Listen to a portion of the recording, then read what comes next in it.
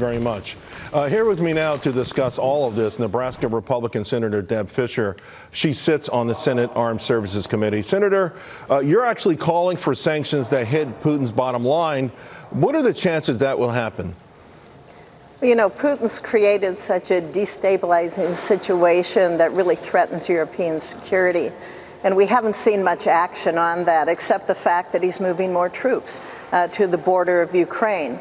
You and I spoke a few weeks ago, Charles, about the importance of proactively imposing these sanctions on Russia so that they understand that there is going to be a cost for any overt action that they take, an invasion that they take, but we haven't seen that happen.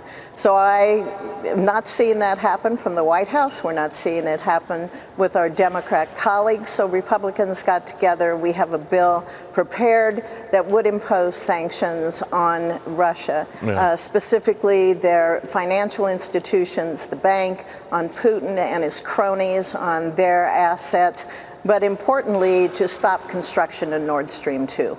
And I got to tell you, it is somewhat frustrating because, you know, we're watching, all the Americans are watching, and this was one of the first things that was sort of promised, that, you know, we get some sort of bipartisanship out of Washington, D.C. And it seems like these are the kind of things that have emboldened folks like Vladimir Putin. Going after the oligarchs, his buddies, they have investments all over the world, particularly in the West. They buy all the big real estate in London.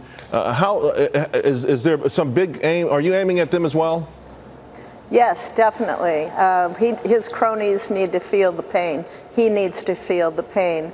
When we're talking about preemptively taking these moves, I think that's important because Putin understands strength, and we need to portray that strength. We don't want to see an invasion. The White House and the Democrats, they're talking about post-invasion imposing sanctions. That's after the fact. So we need to show action now to stop an invasion, to bring stability back to the area. Yeah, as they say, after the barn doors open. Secretary of State Antony Blinken urged Russia not to start a war with Ukraine in an address at the UN today. What do you make of his speech?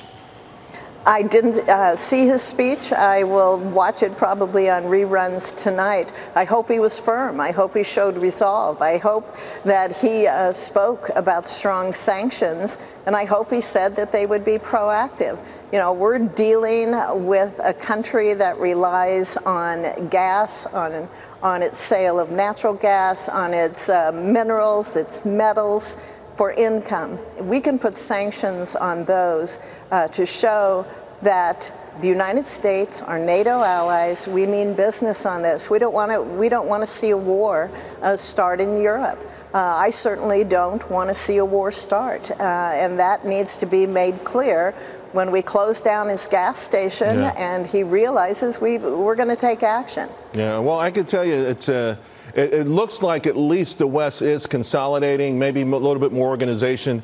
We appreciate the work that you're doing, and we certainly appreciate you coming on to tell us about it. Thank you very much, Senator. Thank you. Good to visit. All right.